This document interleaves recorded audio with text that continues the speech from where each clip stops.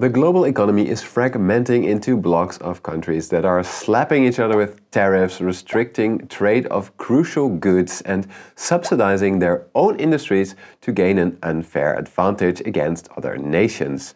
This is a remarkable change from just a couple of years ago when Russia and China joined the World Trade Organization and globalization seemed unstoppable.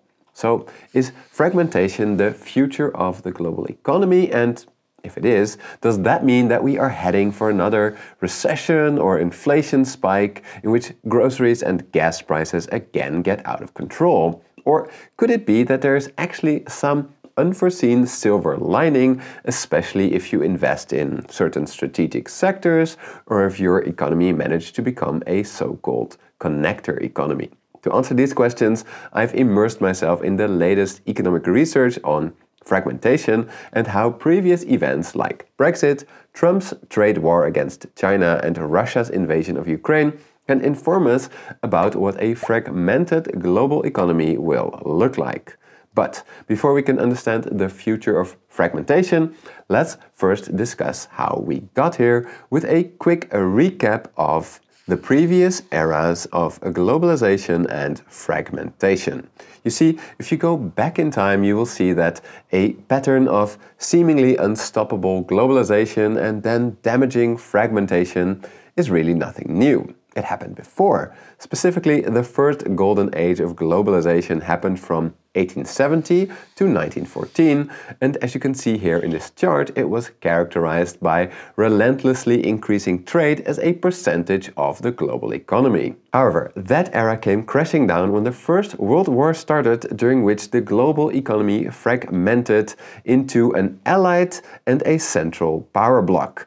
Then, after trade initially seemed to recover, it once again collapsed as countries increasingly introduced tariffs, trade barriers, and subsidies for their own industries in response to the Great Depression. This eventually got so bad that the world economy once again fragmented into two blocks, the Allied and the Axis powers, which after some brief economic skirmishes were quickly at each other's throat for real during the Second World War, reducing much of the global economy to ashes. However then, even though the world was once again fragmented into two rivaling blocks, trade did increase quite a bit within the capitalist bloc and between unaligned countries during the Bretton Woods era of 1945 to 1980. And while trade never quite reached the levels of the first golden age of globalization, the Bretton Woods era is still often referred to as the second wave of globalization, as trade did recover some of its earlier losses. However,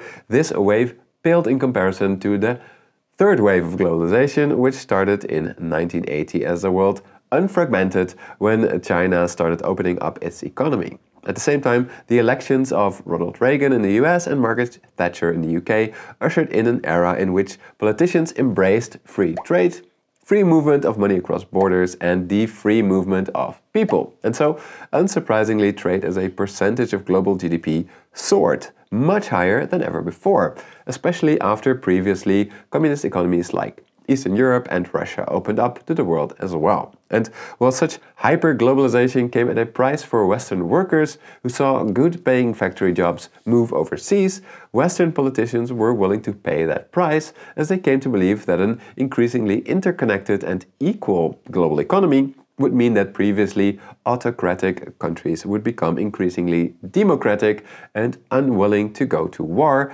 as they'd have too much to lose from something as senselessly destructive as a war. However, while this strategy seemed to have worked for Eastern Europe, which indeed became pretty democratic as it got wealthier, there were already some early signs that Russia and China wanted to make their economies less dependent on the West rather than more. The first sign was that when Russia annexed Crimea in 2014, it combined that with a ban on many Western food products, while it simultaneously increased subsidies for Russian farms, which rapidly transformed Russia into an agricultural powerhouse. The second sign came soon after from China when it introduced its Made in China 2025 policy in 2015. That again combined a lot of subsidies with already high restrictions on foreign firms to stimulate sectors where the Chinese wanted to depend less on the West, like batteries, electric cars and computer chips. In economics, using subsidies, trade restrictions and tariffs to develop strategic industries is known as using industrial policies. And after seeing their success in Russia, but especially in China, the United States felt that it had to respond with its own industrial policies. Firstly, under Trump, who introduced a lot of new tariffs on Chinese goods in 2018, and secondly, under Biden, who introduced massive subsidy schemes for strategic sectors with his Inflation Reduction Act and CHIPS Act in 2022. Of course, these actions were met with responses from both rivals and allies in the form of increased tariffs from China, for example, in 2018, and subsidy programs from Europe in 2023, which means that today we are no longer living in the era of globalization, but rather in a new era of fragmentation in which two new emerging blocs of allied and Axis countries have in place a lot of trade restrictions and tariffs against each other, while they all try to dominate strategic industries such as computer chips and renewable energy by subsidizing their own companies while restricting those of others. And yet, despite all of these changes, the most important allied and Axis economies are still deeply integrated. For example, if we look at this graph from the World Trade Organization, we can see that there are basically three big trading blocs in the world right now. One is in Europe, centered around Germany. One is in North America, centered around the United States. And one is in Asia, centered around China. So if fragmentation was to get much worse with China joining Russia in its isolation, that would be an extremely big shock to the global economy. So will that happen? Well, the scenario that experts have been worrying about the most is that China decides to invade Taiwan, which it has repeatedly threatened to do, and that the allies will respond with similar sanctions that they used against Russia. Alternatively, if Donald Trump is elected this year, we would likely also see more fragmentation, as he has threatened to raise tariffs on Chinese products to 60%. But even if these scenarios don't come to pass, fragmentation is likely to continue, as all major players are introducing more, not fewer, industrial policies that favor national companies rather than a free global market. But does that mean that we are heading for a catastrophe in the form of a long recession and another big inflation spike? Or could it be that this will be the biggest economic opportunity of a lifetime? In other words, what will fragmentation do to the global economy? Well, according to economists at the IMF, there could be at least 5 major channels through which the global economy will be impacted. But, of course, as the future is uncertain, we cannot know for sure how important each of these channels will be. However, given that we have already seen some fragmentation events like Brexit, the 2018 Trump trade war, and the 2022 rupture between Europe and Russia, the experience from these events might give us some clues about what might happen if global fragmentation continues. The first channel that the IMF economists have identified is trade. Simply put, if blocks of countries try to depend less on each other for trade, eventually they will likely succeed and trade less, or at least trade less than what they otherwise would have. Then, if trade is more difficult, companies that depend on that trade will suffer, reducing economic growth. What's more, as imported goods are now less available, their price will increase, leading to increased inflation. Indeed, this is precisely what happened when the British tried their own little mini fragmentation experiment in the form of Brexit, which some economists have estimated has decreased economic growth in the UK by about 5.5% since the vote in 2016, while it increased consumer prices by about 2.9% in 3 years. Luckily, the 2018 Trump trade war seems to have been less damaging, with the best estimates that I could find indicating that it could have cost both the US and China around 0.5 percentage point of GDP, while the effect on inflation was almost non-existent. On the other hand, the 2022 rupture between Russia and Europe was so damaging for both parties that I could not find any good estimates for economic damage because governments on all sides interfered so heavily. Still, Most economists that studied this event seem to agree that it led to greatly reduced trade, which increased inflation and inflicted heavy economic damage on both sides, which would have been worse had governments not acted by taking on more debt. The second fragmentation channel that IMF economists have identified is capital, meaning that as money becomes less able to move around the world, it will become more expensive. That means in the case of money that there will be higher interest rates. So far, this has especially impacted smaller economies that have decided to break away from the global economy, where both Russia and Britain have really had to raise interest rates quite a bit, or in the case of Russia, even restrict money flows to prevent that their currencies would collapse. Speaking about currencies, the third fragmentation event is about payments, where while you might not realize it when you do it, most global transactions are handled through the Belgian SWIFT payment network. But as this network has increasingly been used by the United States to sanction countries, many alternatives are now being developed, ranging from private alternatives in Russia to central bank digital currency initiatives in Asia. A development that could lead to increased payment costs if you transfer money around the world. Although increased competition could also make international payments cheaper. We'll just have to see. Moving on from money, the fourth channel of fragmentation involves the movement of people, which so far has typically meant that it has become more difficult to enter countries, which has led to big changes in where people travel. However, this does not necessarily mean that there are now less people moving about. For example, well, after Brexit we saw a big decrease in immigration from the EU to Britain. Overall migration has increased to Britain as migration from places like India made up for lost EU immigration.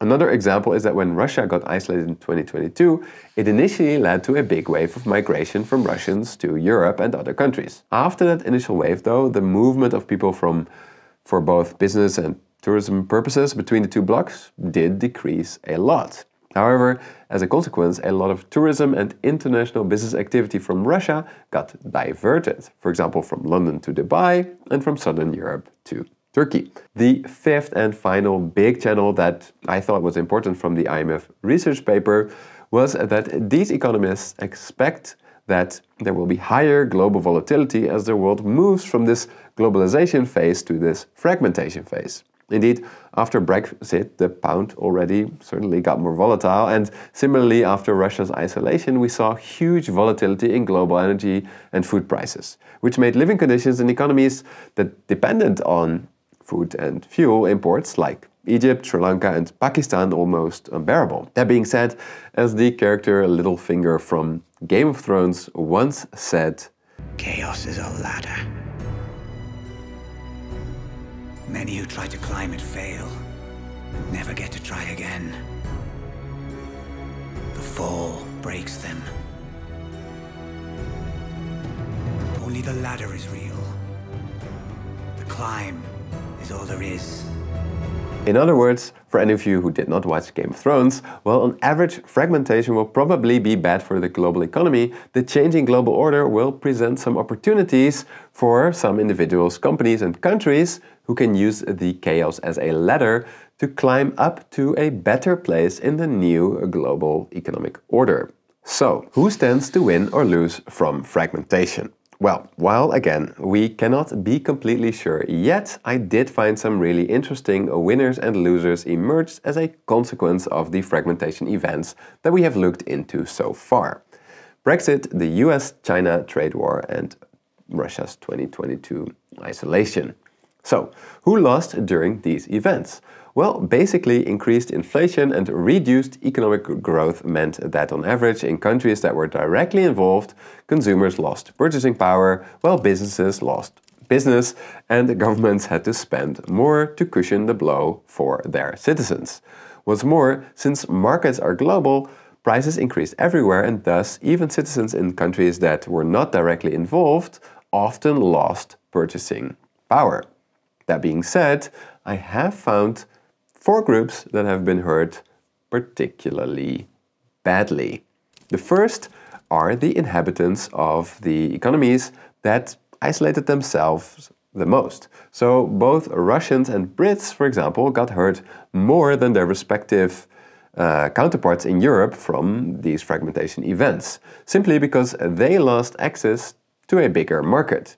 The second category of losers have been small export and import businesses. You see, trade barriers make trade more difficult. But if you are a big company, you are more likely to have the resources to hire some good lawyers that can help you find a way around these barriers. Similarly, because government subsidies are difficult to get, they are more likely to benefit big companies who can hire people to figure out how to fill out all of the paperwork that is inevitably involved. On the other hand, when it comes to investment losses, big businesses, governments and wealthy individuals that had previously felt like global citizens have seen their money evaporate after big fragmentation events. For example, after Russia's invasion of Ukraine, a lot of big Western businesses had to take big losses on their investments in Russia.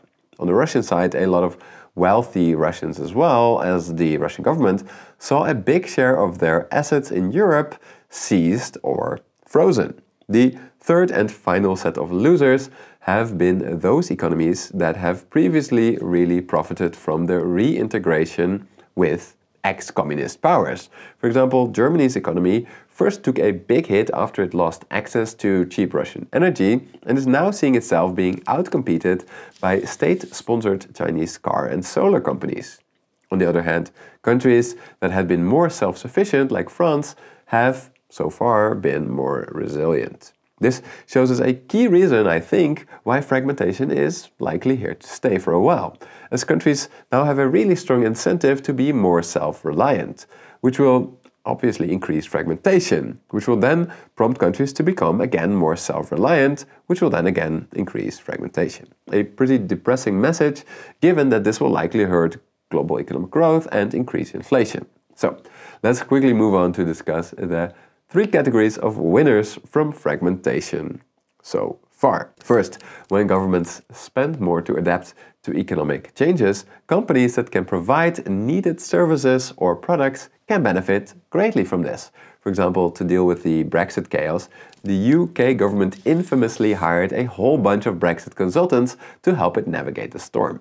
Similarly, a company like China's BYD could not have become the world's biggest electric vehicle manufacturer had it not been supported by China's industrial policies that are now the standard in the era of fragmentation. A second category of winners so far has been those who operated in sectors which saw increased volatility from big fragmentation events. For example, as energy prices shot up in Europe in 2022, many alternative energy providers recorded record profits as they could now also sell at higher prices. Similarly, countries that offered alternatives to Russian energy, like Qatar and the United States, profited greatly from Europe's drive to replace Russian gas.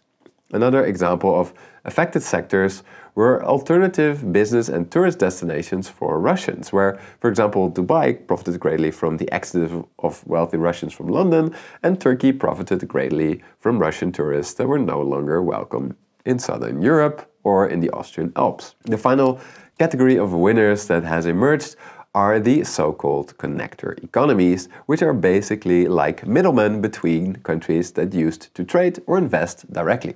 For example, in 2022, profits from trade shot up in countries like Armenia and Kazakhstan as trade between Europe and Russia was rerouted through these countries. Similarly, recent research has shown that as trade between China and the US plummeted, exports from China to connector economies like Mexico, Taiwan and Vietnam increased, while American imports from these countries greatly increased as well, from which, of course, the connector economies have benefited greatly. So, in conclusion, the world has seemingly already moved from a phase of globalization to one of fragmentation, where trade slows down. This will likely lead to slower economic growth, increased inflation, higher interest rates, changing global payment methods, and big changes in how people move around the world, and increased volatility overall. Something from which most of us will suffer. But at the same time, for those countries and individuals who can position themselves to receive increased government spending, provide goods that have suddenly become scarce, or can position themselves as connector economies, the chaos of fragmentation can be a ladder to climb up the global economic hierarchy.